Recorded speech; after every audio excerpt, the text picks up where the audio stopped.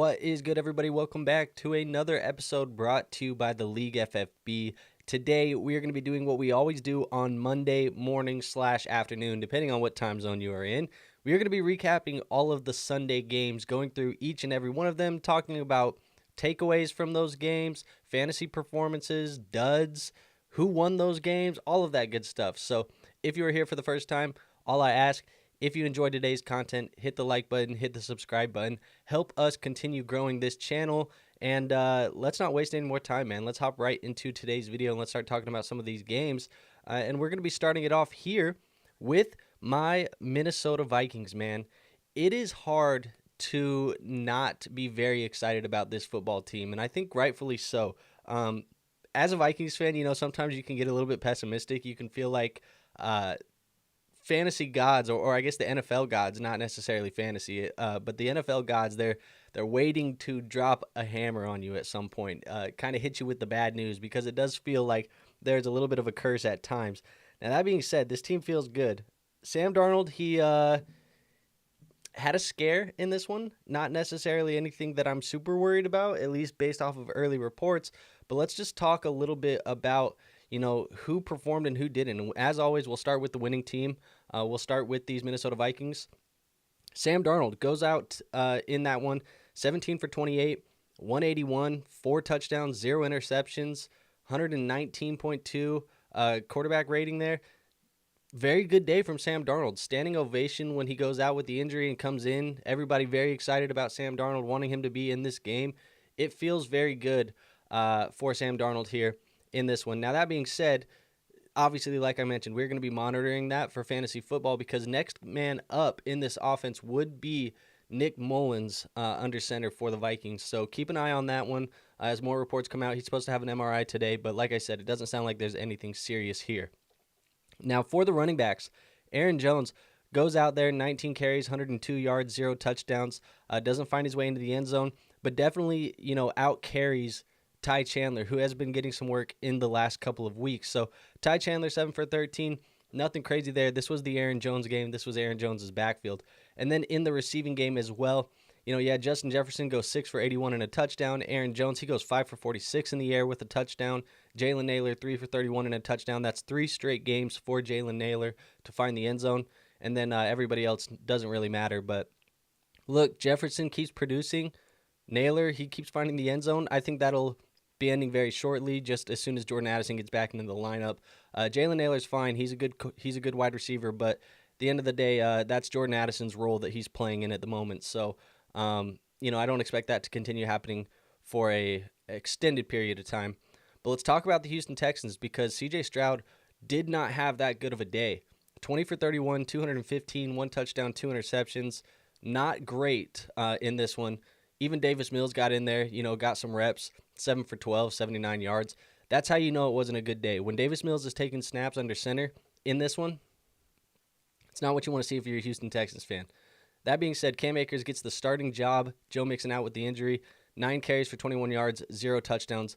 Obviously not what we wanted if we were throwing Cam Akers into our lineups. He did find the end zone in the receiving game, 1 reception for 8 yards and a touchdown there. That's pretty much what saved his day or made it somewhat salvageable. But we expected much better performances here from Cam Akers. Now, that being said, looking at the receiving too, you had Stephon Diggs. He goes 10 receptions for 94 yards, no touchdowns. He had 12 targets there in this one, though. This was the homecoming for Stephon Diggs, back in his Minnesota days. Gets to go back there and hang out, in Minnesota. Look, we got the cat trying to hop up on here. I feel like lately she's been trying to be in every stream. But then Nico Collins, 4 for 86. Tank Dell, 5 for 62. Really the big takeaways here for me, and not like there's a ton of them. This Minnesota Vikings defense is legit. If you have fantasy football options going against them, especially at the quarterback position, it's tough. We've seen Purdy struggle against them. We've seen Stroud struggle against them. Obviously, we saw Daniel Jones struggle against them. This Minnesota Vikings defense is legit against quarterback, and even against the running back position as well. We've seen some running backs struggle against them too. So I think that's a defense that we should not necessarily fear, but definitely we should be paying attention to them. And then that being said, also, for the next little while, I think Aaron Jones is a pretty solid play in our leagues. Caleb in here, he says, I should have played Naylor. I think as soon as Addison comes back, we're not even thinking about playing Naylor anymore. So, unfortunate. Good little run from Naylor there, though, over the last couple of weeks. Let's go to this next game here. The next game on our docket is going to be, let's see if we can make this happen. There we go. We're going to go to the Giants and the Browns game. The Giants and the Browns game here, you had the Giants win this one, 21-15. We'll talk about the winners first. In New York, Daniel Jones, he goes 24 for 34, 236 and 2 touchdowns. Pretty solid day from Daniel Jones, to be honest. This Cleveland Browns defense was a defense that we were somewhat worried about, but it really didn't matter too much for the most part. Malik Neighbors even threw a pass. Obviously didn't complete it, but he threw a pass in this one. Rushing, Devin Singletary, he goes 16 for 65 and a touchdown. He even got involved in the air with 4 for 43. Devin Singletary, it's not pretty, but he has consistently been giving us some production here for the Giants. So I do think that Devin Singletary, he's a guy that we can kind of view as this set it and forget it running back 2 for the next little while. Obviously, there might be some tougher matchups coming up here than what we've had on tap so far. But that being said, I just think Devin Singletary, he's getting the workload, and he's somebody that we can just continue to rely on. Tyrone Tracy gets a little bit involved if you're in a dynasty league. Tyrone Tracy was a guy that we talked about on the channel in the summer. Maybe a little bit more upcoming for him in the next couple of weeks, maybe. But you like to see Tyrone Tracy get a little bit involved. That Eric Gray stuff that happened for about 1 week of the preseason. Ain't it? It's Tyrone Tracy, buddy. Now, in the receiving game, the big talking point, Malik Neighbors, man. He continues to look like an absolute superstar. 8 receptions, 78 yards, 2 touchdowns, 12 targets. This kid is like the rocket is gone. It is past the moon. It is going towards Mars. It is going to go towards Saturn and all of these other. It is gone. It's in orbit. And Malik Neighbors looks like he is going to be a monster despite the quarterback play. We said that the quarterback play, could hinder him. I think Malik Neighbors is elevating the quarterback play of Daniel Jones. And I've seen it floating around, Giants Twitter. Some people are saying that they fear that Malik Neighbors is so good that he's actually going to save Daniel Jones' job, which would be just the ultimate catch-22. If you draft a wide receiver so good, he saves the bad quarterback, and now you stick with him moving forward long-term. That would suck if you're a Giants fan, but you love to see this out of Malik Neighbors. Malik Neighbors looks like a set it and forget it, plug-and-play wide receiver every single week in your starting lineups. Can't really get away from him. Wan'Dale Robinson, we love to see this. He had 7 receptions for 61 yards on 8 targets. We talked about him a little bit this offseason too as a potential sneaky, kind of wide receiver that did some of the good stuff last year. The separation score, some of the stuff we like to look at. He graded out well in those. And so far this year, he's kind of been a little bit of a PPR monster. Not anything crazy, but, 7 for 61. It's good enough that you can throw him in your lineup and still get some decent production, especially in a full-point PPR league. So that being said, love to see what we saw out of the Giants and Malik Neighbors. If you are a Giants fan, still 1-2. We'd like to see them, win a couple more games potentially, but they got the first one under the belt. So the other 1-2 team, the Cleveland Browns, not a lot of great things to see here. Deshaun Watson, 21 for 37, 196, 2 touchdowns. He continues to look bad, man. Like, I don't know where the light at the end of the tunnel is for Deshaun Watson here. It just feels like he's a player that almost is plateaued, like at where he's at. Like, this is Deshaun Watson now. Anybody who has hoped, anybody who has said, anybody who thinks, once we get a little bit of that old Deshaun back, there is no old Deshaun. Old Deshaun is gone. This is Deshaun. This is what he is. So, it's unfortunate, man. We on an episode of Let's Talk Dynasty this last weekend, we talked about Deshaun Watson, and where he's being valued in the dynasty community specifically is around guys like Gardner Minshew, Sam Darnold. Like, this is kind of how we're viewing Deshaun Watson moving forward. He is not a franchise quarterback, I don't think, for the Cleveland Browns. In your dynasty leagues, he is probably not a guy that you're building around long term. He just feels, I don't know, like a dead asset.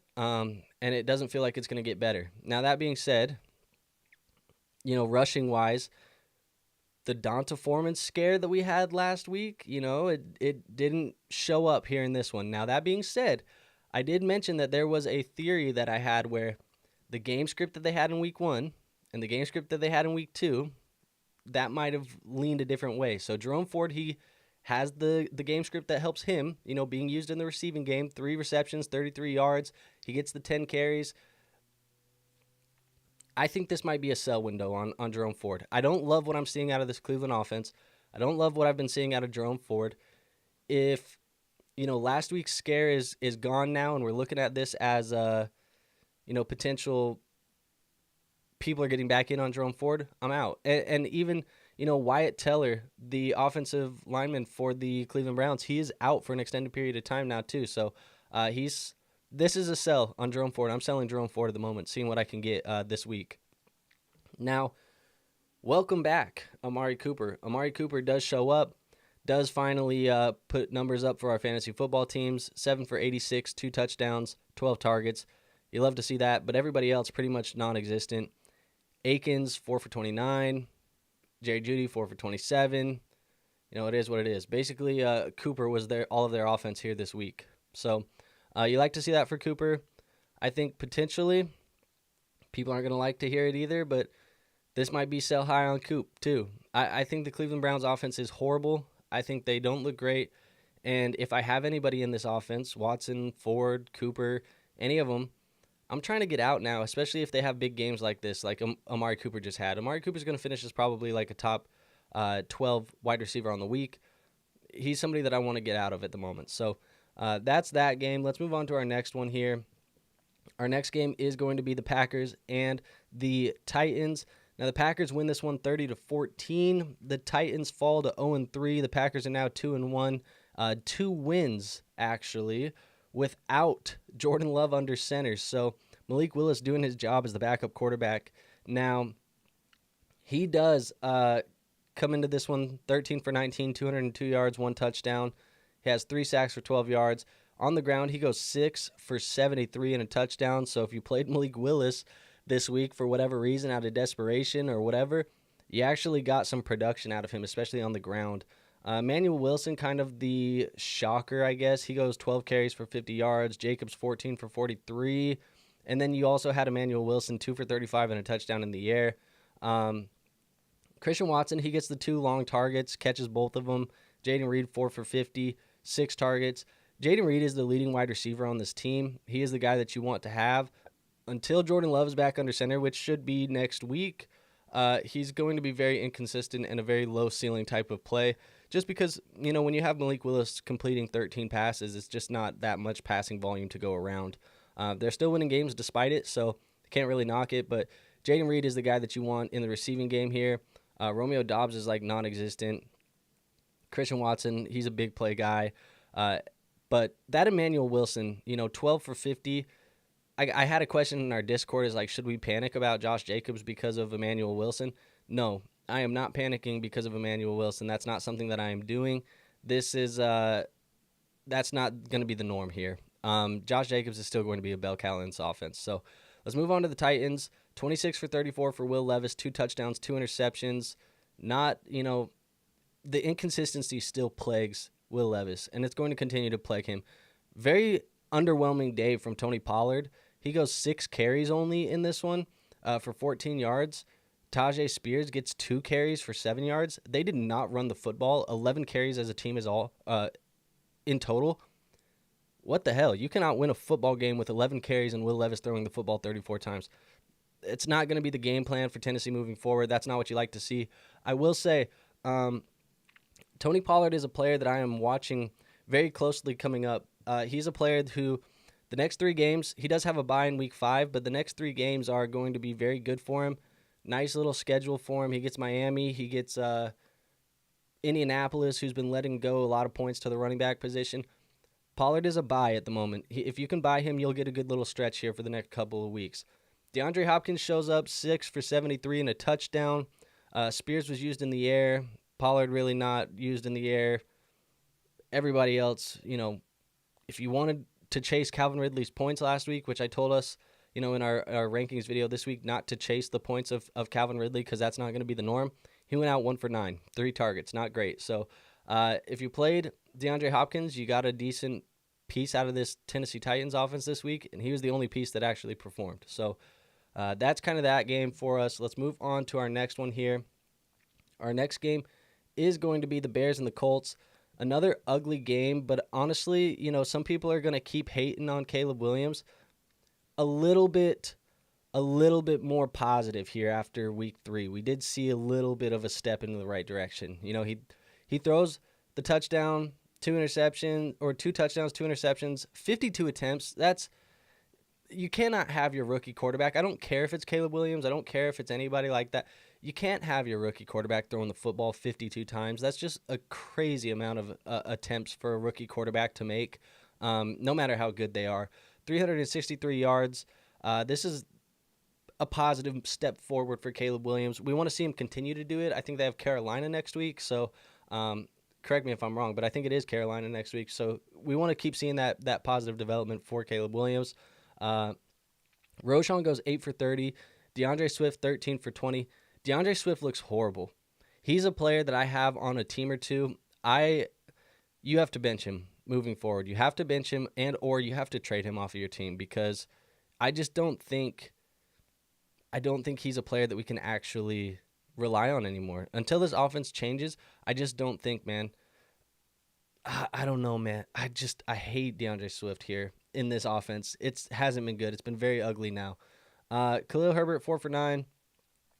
Receiving, welcome Rome Odunze. Rome Odunze goes 6 for 112 and a touchdown. Cole Kmet, 10 for 97 and a touchdown. DJ Moore, 8 for 78. When you throw the football 52 times, you're going to have stat lines like this where guys are getting 11, 10 targets. It's kind of crazy. It's good for fantasy football, especially in those PPR leagues. When Cole Kmet's catching 10 footballs and maybe you're in a tight end premium, Cole Kmet dominates in a tight end premium format. So there you go. Really nothing to take away from here. Rome Odunze looks the part. He's continued to look the part. I think if you have Rome, if you have Caleb Williams, if you've been worried, if you've been panicked, I'm not. We've talked about it at plenty of times here on this channel. We are not panicked about Caleb Williams and Rome Odunze at the moment. It is progression that we are looking for every single week, and I think we're seeing it here. Now, Anthony Richardson, he goes 10 for 20. And I'm sorry, I started with the Chicago Bears. We always start with the winner, but I guess I just started with Chicago Bears because I wanted to talk Caleb Williams. Anthony Richardson goes 10 for 20, 167, 0 touchdowns, 2 interceptions. Probably sunk you in fantasy football this week like he sunk me. I put him in my starting lineup, did not get the production. It has been a roller coaster with Anthony Richardson, and it's getting kind of scary, honestly. Like, he is going to have the big plays. He's going to do the exciting things. He's also going to make a ton of mistakes, and he's going to make a lot of boneheaded, plays here in this offense. It's not consistent at all. And I'm in a league where we have a 6-point passing touchdown format. I'm debating next week throwing Kirk Cousins in over Anthony Richardson just for the week because I don't know what we're getting here with Anthony Richardson. On the ground, he's not even running the football as much as we'd like him to. 8 carries for 24 yards, that's not going to cut it. If you're not throwing touchdowns, you got to get it done with your legs, and he's not doing it with his legs at the moment either. Jonathan Taylor, though, he goes 23 carries, 110 yards, and 2 touchdowns. Big week from Jonathan Taylor. You love to see it. Alec Pierce, 1 for 44. Kylan Granson, 1 for 40. Michael Pittman, 4 for 36. Pittman is sinking teams as well. We told you to bench him this week on our channel for the most part. I benched him in my league. If you're there for the start-sit stream on Sunday, I said that I was benching him. I suggested a lot of people that asked questions about Pittman benched him. It's not been good, and I'm losing faith in Anthony Richardson being able to elevate this receiving offense. And really, it's just going to be more so, hoping that Anthony Richardson starts throwing at least 1 touchdown a game and rushing for more with his legs. But it's getting scary a little bit. Adonai Mitchell looked non-existent with Josh Downs back in the lineup. So if you have Adonai in a redraft league, you can drop him at this point. Now let's move on to our next game here. Our next game is going to be the Eagles and Saints. The Eagles, they win this one 15-12. A very ugly game, to be honest. The Eagles go scoreless through 3 quarters. New Orleans scores, 3 points in the first quarter, and then they don't score again until the fourth. So really everything that we got fantasy-wise out of this came in the fourth quarter for the most part, scoring-wise. Jalen Hurts, 29 for 38, 311 yards, 0 touchdowns, 1 interceptions.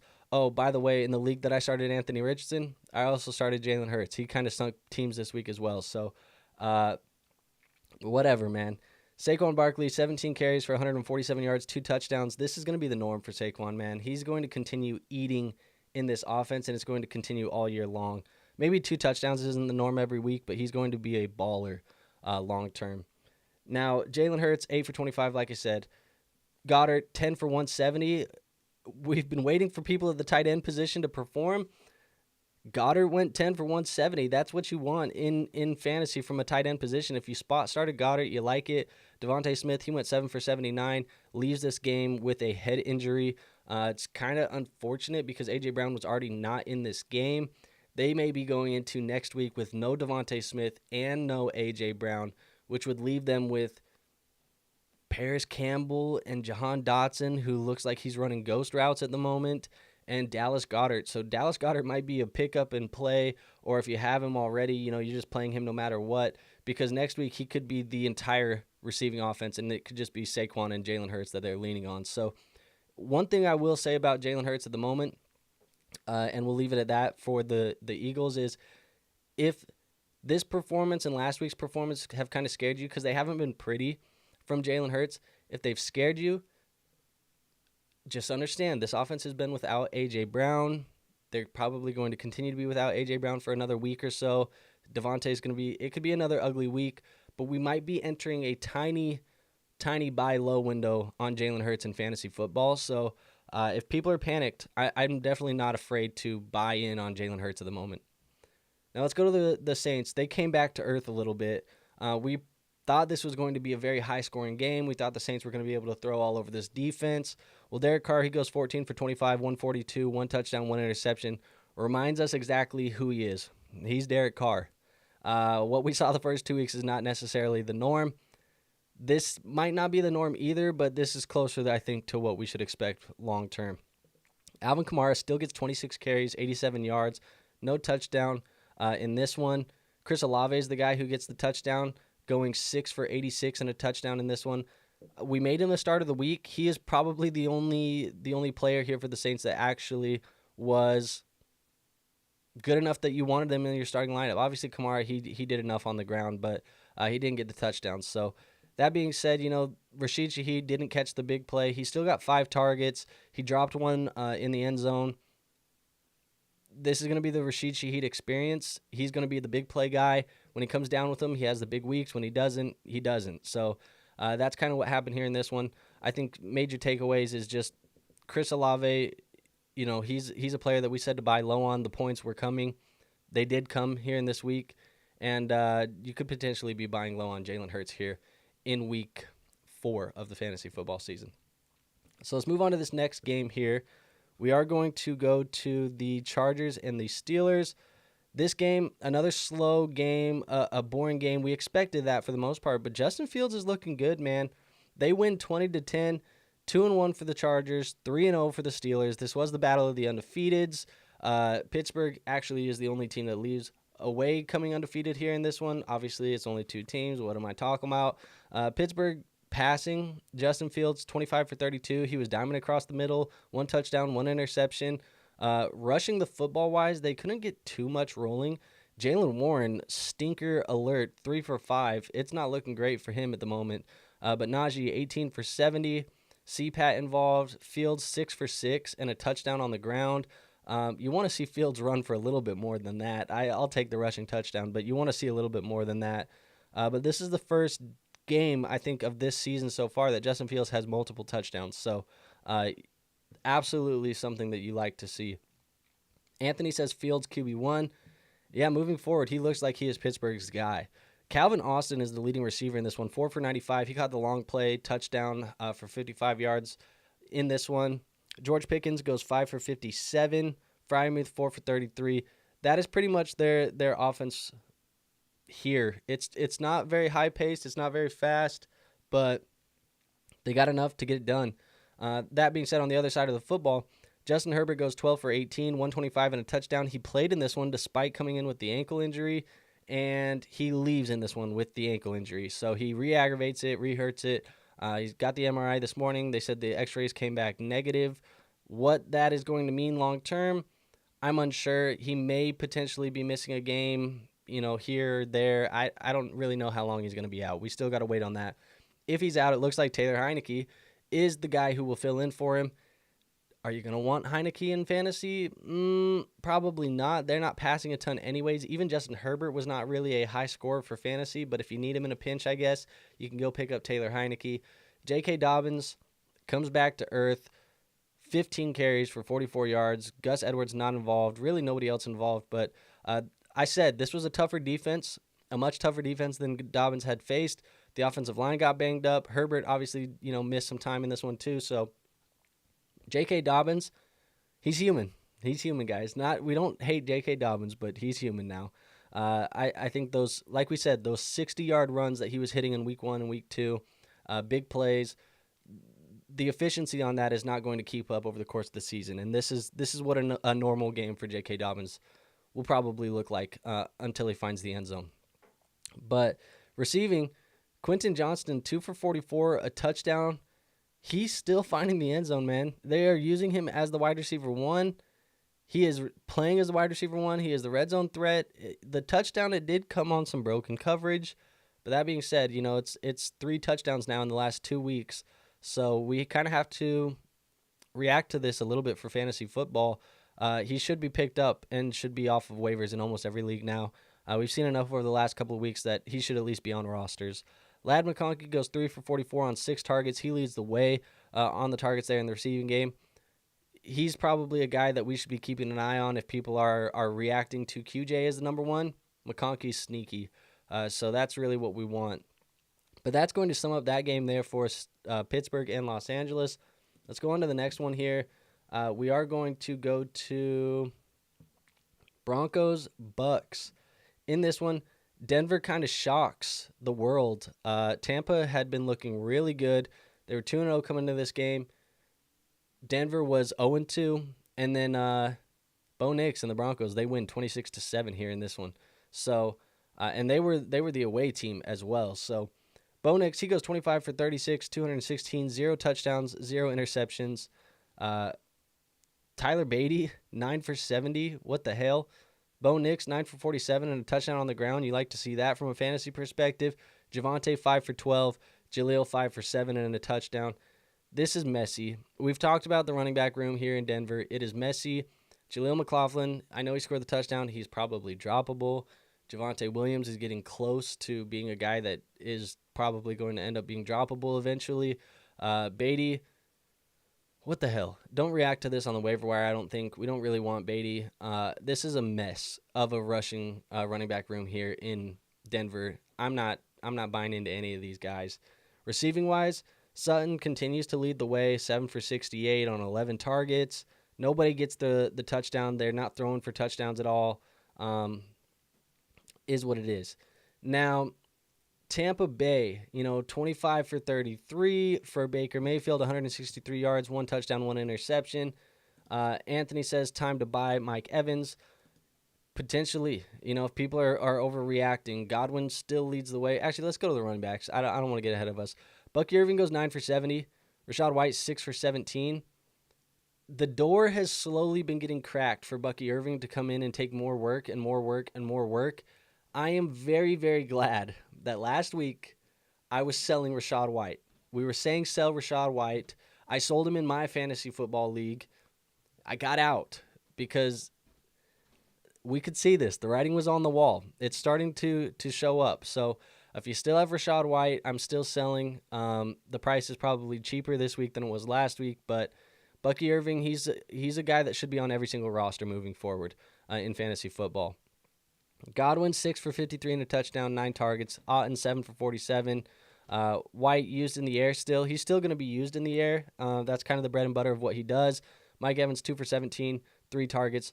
We knew this was a tough matchup for Mike Evans. Likely going to see Surtain for the majority of that. Surtain's been a killer, a shutdown artist. That is the way that it's going to be moving forward. Time to buy Mike Evans? Probably. I'd still buy him. So there we go. But that's pretty much that game. Major takeaways. This was a step forward, I think, for Bo Nix. We still didn't see him throw the touchdowns, but a step forward. I like to see him running on the ground. That's good for fantasy football. But the major takeaway for me is the running game for both of these offenses with Denver and Tampa Bay.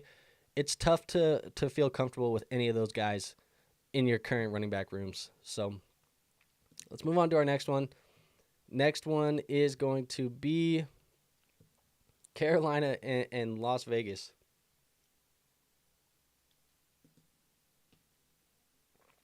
So Carolina wins this one. They shock them 36-22.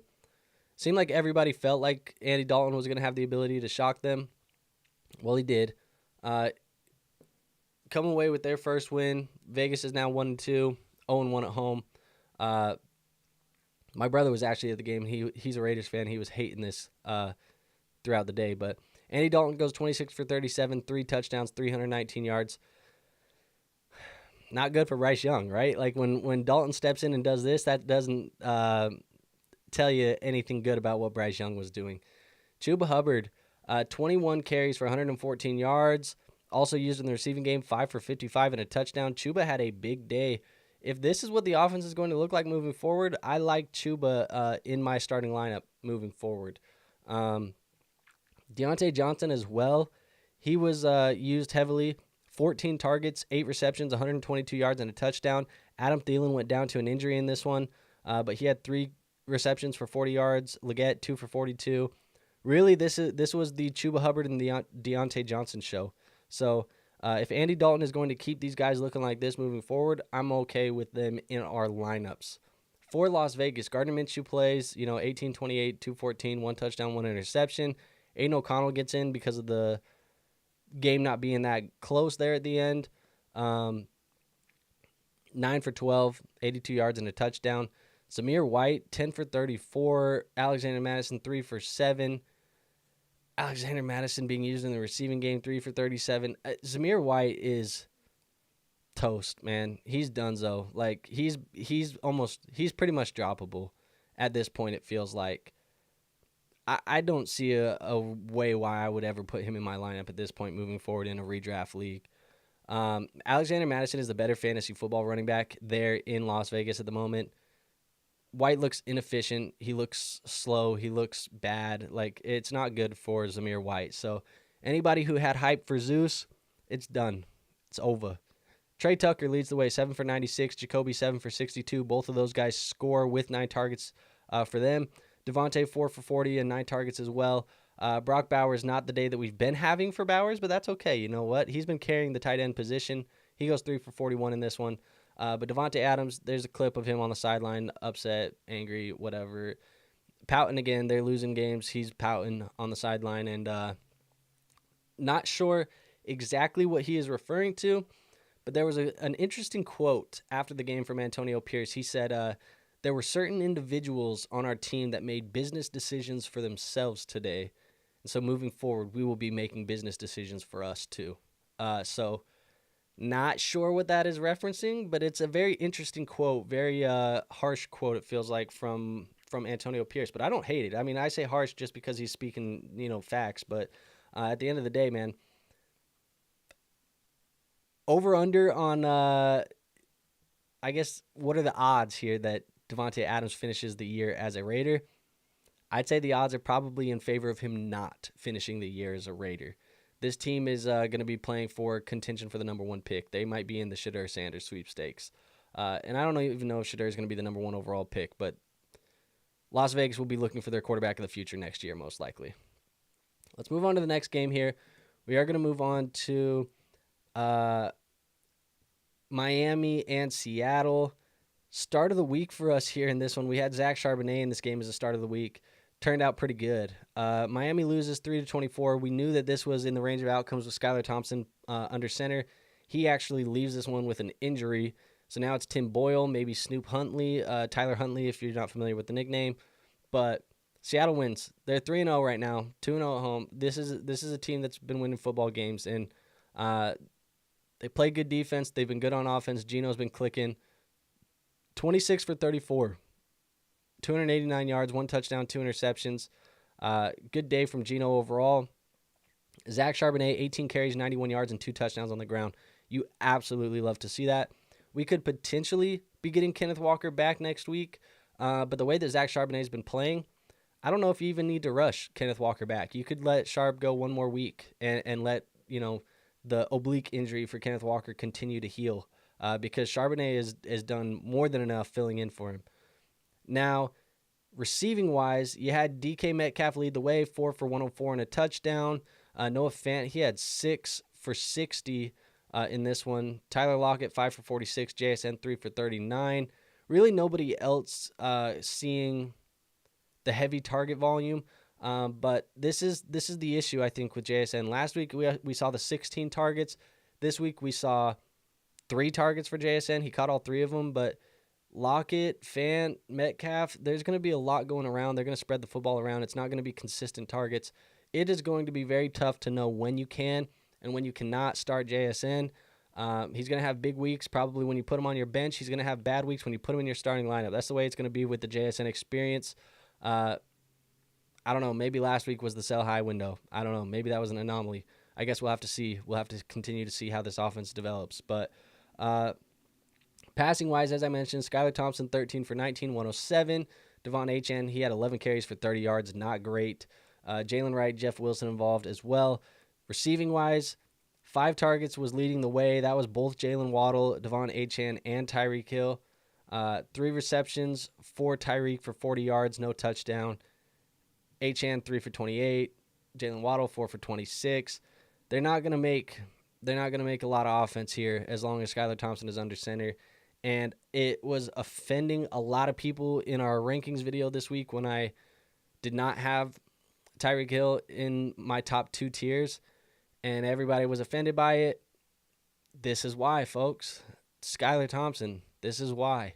3 for 40. People were telling me in the comment section, Tyreek Hill is QB proof. He is the guy that can do it no matter what. Doesn't matter who plays quarterback. It matters. It matters. 3 for 40, that matters. If you put him in your lineup, you're not happy. Came away with, 70 points this week if you're in a full PPR? 7 points this week if you're in a full PPR. It's not why you start Tyreek Hill. Could have started Jauan Jennings. But that being said, let's move on to the next game here. We will go to Baltimore Ravens and the Dallas Cowboys. In this one, the Ravens, they almost blow it, actually, to be honest. They almost blew this lead, but 28-25 is the end score here in this one. Both teams 1-2. Did anybody expect the Ravens and the Cowboys both to be 1-2 at the beginning of the year? I don't know if we did. We'll start with Dallas because Dak Prescott's one of the best scorers in fantasy this week at the quarterback position. He goes out there, 28 for 51, 379 yards, 2 touchdowns, 0 interceptions. Look, people are gonna continue to shit on Dak. A lot of this came in the second half. I don't want to call it garbage time because they were actually trying to come back and win this football game, and they almost did. Dak Prescott looked good, man. A lot of mistake-free football, 379 yards, the 2 touchdowns. It looked fine to me. The problem is that Dallas just doesn't have a run game at all. Rico Dowdle's kind of coming away now as the guy who is the 1A in this running game, but they just don't have anybody who's really that talented. 8 carries for 32 yards. Dak gets one in on the ground as well, 2 for 7 with a rushing touchdown. Ezekiel Elliott, 3 for 6. Zeke, he's a guy that we can just throw on our bench moving forward. We don't need to even have him in the starting lineups ever. And then welcome back Jake Ferguson, 6 for 95 on 11 targets. This is why I was so excited about Jake Ferguson in the offseason is because when Jake Ferguson is on the football field, he is the clear number 2 target in this offense, and Dak Prescott likes to look his way. You love to see this, him coming back in this game. It shows that he's pretty much fully healthy. He can be relied on, and he is a set-it-and-forget-it tight end every single week moving forward. CeeDee Lamb, 4 for 67, 7 targets. Now, him and Dak were kind of chirping at each other on the sideline. You don't like to see that, but it's kind of the experience when you have this high-paid alpha wide receiver. That happens from time to time. I don't put too much weight into it when it's one-off situations. Turpin, he gets the touchdown with Tolbert, so if you didn't start Tolbert, you didn't start Turpin, which I would say most people probably didn't. You weren't getting the touchdowns here for Dallas this week. And then everybody else, who cares? Brandon Cooks, 2 for 16. Thank God I took him out of my lineup and played Jauan Jennings. Hunter in here says, do I spend my number one waiver on Kmet or Jennings? I also have Laporta, and he might not play. I can always put a tight end in the flex spot. Number one priority, Kmet or Jennings. Honestly, I don't know if either of these guys are number one priority worthy at the moment. I usually have my waivers video come out tomorrow morning, so I'll have a little bit more idea once I dive into the research. I dive into it tonight. But I would say I don't know if I feel comfortable with either of those guys as a number one priority at the moment. Jennings, there's a chance that Debo's back next week. If he's not back, you have one more week of Jennings potentially, but he's a short-term play. Jennings is. And Kmet, I don't really know what this offense is going to look like moving forward. But he could be a guy that you can pick up and play if you need to plug in for Laporta. He says, or save. You might want to save, honestly, because you can stream the tight end position if that's all you're looking for. So keep an eye out for that waiver video, though, because I am going to do the deep research for the waivers here later this afternoon, and then that video will come out tomorrow morning. But, yeah, that's pretty much the game there. I guess we need to talk about Baltimore. Lamar goes 12 for 15, 182-1. Derrick Henry 25 for 151 and 2. You love to see the Derrick Henry start of the week for us. We had Derrick Henry in there. You love that. Lamar Jackson 14 for 87 on the ground with 1 touchdown. The receiving game for Baltimore was bad, man. 1 for 56 from Aguilar, 1 for 30 Charlie Kohler, Rashad Bateman, Justice Hill, Zay Flowers, Isaiah Likely, Mark Andrews. Mark Andrews down there at the bottom, 0 for 0 for 0 and 1 target. Very ugly from this Baltimore offense, the receiving game. They just ran the damn football in this one. I'm starting to get panicked on Mark Andrews a tiny bit. In a redraft format at least. It's starting to get scary hours for Mark Andrews. I think we're like a week or two away from where if he doesn't show up, he might be a guy that we throw on the bench moving forward. Crazy enough. But that is that game for us. Big takeaways. Rico Dowdle's the guy in the running game there for Dallas. I don't know how valuable he is. Jake Ferguson looks like he's back. And Mark Andrews is getting scary. So there's the takeaways for that one. Let's go to this 49ers-Rams game. This was a hell of a game, man. This one was fun to watch. Matthew Stafford, Sean McVay with the comeback in the fourth quarter. End up winning this one. Rams come away 1-2. Niners 1-2. Again, probably nobody expected that coming into the season. Stafford goes 16 for 25, 1 touchdown, with really none of his weapons. Tutu Atwell, Demarcus Robinson, Jordan Whittington, these were the guys. Atwell led the way. Some people are probably going to chase Atwell on the waiver wire. I don't know if we need to, but I guess we can look at him. We're definitely not burning priority on him. The big thing was Kyren Williams. 24 carries, 89 yards, 2 touchdowns. He also had 2 catches for 27 yards and a touchdown, so a 3-piece here on Sunday. Kyren Williams, big week. Big week. We talked about, it being a little bit scarier to play Kyren Williams because now teams can stack the box. Now, the offensive line is banged up. It didn't look like it mattered at all, honestly, for Kyren Williams. And overall, a very solid day. If you liked Jordan Whittington going into the week, not what you wanted to see. Demarcus Robinson, only 1 reception, not what you want to see either. So really the receiving game for Los Angeles was not great. But Kyren Williams helped carry this football team with Matthew Stafford here on Sunday. Going to the Niners, this was the breakout experience of the weekend. Brock Purdy goes 22 for 30, 3 touchdowns, no interceptions. Not a bad day for Brock Purdy. Jordan Mason, he goes 19 for 77 on the ground. Brock Purdy carried the ball 10 times for 41 yards. And then the problem is nobody got in on the ground for San Francisco. But Jauan Jennings, he goes 11 for 175, 3 touchdowns on 12 targets. He is a player that if you played him, unless you're me, if you played him, you probably are winning your week because in PPR, he had like 47 points or 46 points or something like that. He's going to be the number one wide receiver on the week. I played him in a flex, and somehow I'm going to lose. Make that make sense? I think it's probably because I have Anthony Richardson and Jalen Hurts, who dudded the week, did not do anything good for us. But Jauan Jennings, absolute baller. How realistic is that every week? Probably not realistic at all. He's going to be fine filling in for Debo and Kittle, but if Kittle is back next week and Debo's back the week after or whatever it may be, it's a short-lived experience for Jauan Jennings. People are going to panic on Brandon Ayuk, 5 for 48, 10 targets. They were dialing in on Brandon Ayuk, but the usage is still there, man. He feels like a buy low. I'm sorry. People have been telling me that Brandon Ayuk is not it. You know, they don't want him. He feels like a buy low to me because it's the same way we talked about Olave for the last couple of weeks of the usage is there, but the fantasy points haven't hit yet. They're coming. That's what we said about Chris Olave. That's what it feels like with Brandon Ayuk at the moment. So he's a guy that I wouldn't mind buying low on. Everybody else, whatever. Not too excited about them, but Jordan Mason, you're going to get probably two more good weeks out of him here. But yeah, we're not chasing Jauan Jennings aggressively off of the waiver wire. You probably should have picked him up last week. We had him in our waiver video last week. But that being said, Kyren Williams saves the day, and Matthew Stafford leads the comeback here for the Rams.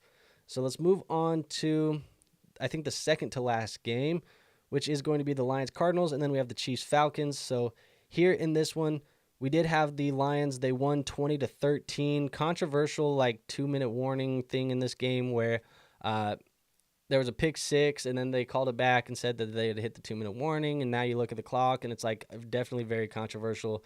Could have changed the outcome of this game, to be honest. But Detroit wins 2-1, or they're 2-1. Arizona's 1-2 now. But let's start with the Rams. Goff, 18 for 23, 199, 2 touchdowns and an interception. Looked better than he's looked in the last couple of weeks. You want to see Jared Goff kind of step up a little bit. He hasn't lived to what we feel like he should have been living up to so far to start the year. David Montgomery gets 23 carries. Jahmyr Gibbs gets 16. They both go for 105 and 83. Monty gets the touchdown. They're going to establish the run. They're going to continue establishing the run. Both of those guys, Monty and Gibbs, don't think about it, must starts every single week. Amon-Ra St. Brown leads the way again. After week one, if you panicked on Amon-Ra, 2 weeks in a row now leading the way for the wide receivers here in Detroit. 7 for 75 and a touchdown, 8 targets, a weird celebration of him chasing the football and biting it like a dog, whatever. Sam Laporta, 2 for 36. He got banged up in this one as well. Gibbs, 0 receptions, but he had a 20-yard catch, 1 touchdown. Make that make sense? It's because it was the hook and the little lateral that they made where he scored the touchdown. Very cool play call. And then Jameson Williams, 1 for 9. Not great. We had Jameson Williams as a start of the week. That was our first miss of the year for start of the weeks. We had been, up until this game, 8, 9, 10, 11. 11 out of 11, and then this was going to be our 12th start of the week over the first 3 weeks. So we did 2 running backs and 2 wide receivers. We missed. The streak is over. We went 11 straight start of the weeks where we felt very good about it. JMO was a miss. So if you played him when I told you to play him, apologize. We missed on that one. But 11 out of 12, not bad to start the year. Let's go on to the Arizona Cardinals. Kyler Murray, 207, 1 touchdown, 1 interception. Also had 5 carries on the ground for 45 yards. James Conner got bottled up in this one. This was a tough defense to run against. Very tough defense. He goes 9 for 17. Marvin Harrison leads the way again, 5 for 64 and a touchdown on 11 targets. Michael Wilson, 8 for 64 on 9 targets. Greg Dortch and Trey McBride with 3 each. Now, that being said, McBride, he gets tackled in this one by Brian Branch. Classic, looks like a hard hit to the head, a concussion most likely. He was ruled out the rest of the game. It's a concussion.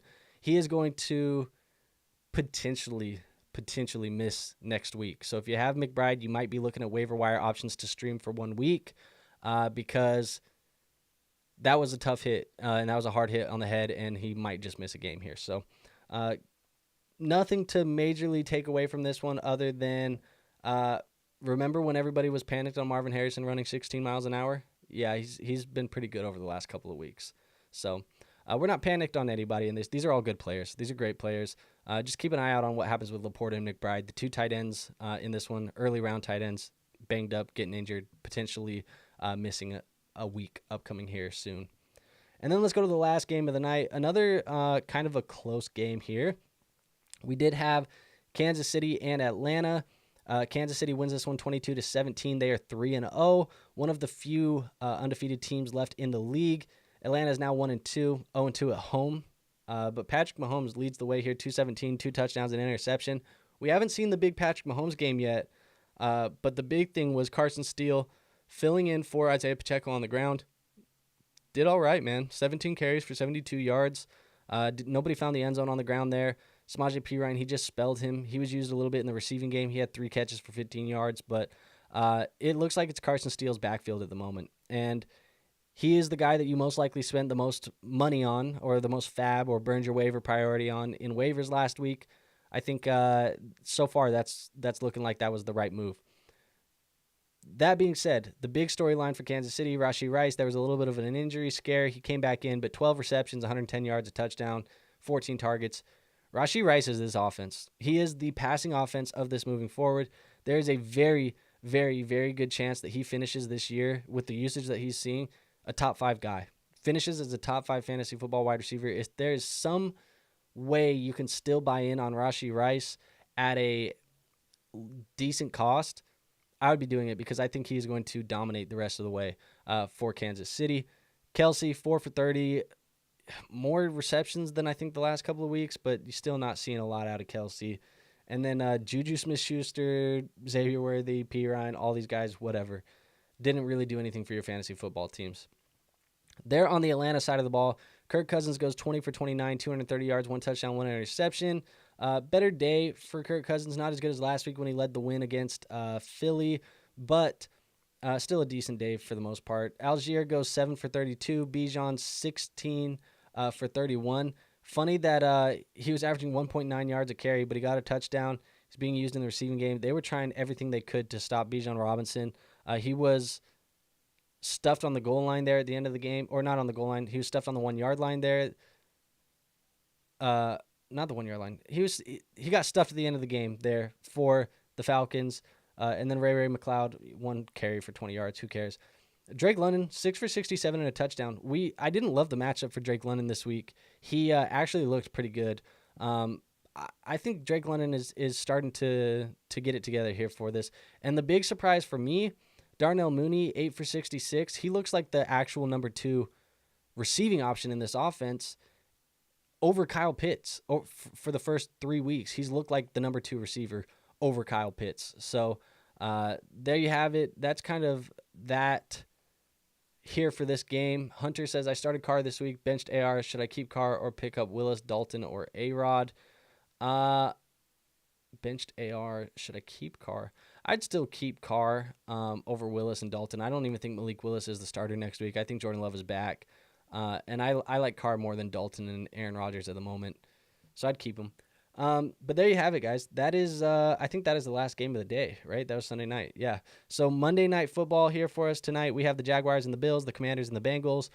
Two games that could have some implications. I know some people still have games still needing to be decided. I have a game that needs to be decided as well based off of Monday Night Football. But that is our weekly recap here. We got through this one quite quicker than we normally do. I think that's just probably because we didn't have as much conversation in the chat, but that's not a bad thing at all. If you guys did enjoy the recap, hit the like button, hit the subscribe button, help us just continue growing this channel. I appreciate you guys more than you ever know. And that being said, keep an eye out for the waiver video that is coming out tomorrow morning. Lots of stuff happening through the rest of the week. Wide receiver and running back rankings on Wednesday. Thursday starts of the week. Friday, Q&A. Same thing we've been doing. But going to keep getting at this grind. And appreciate you guys. I have nothing else for you today, so I will see you on our next episode. Till then, peace out.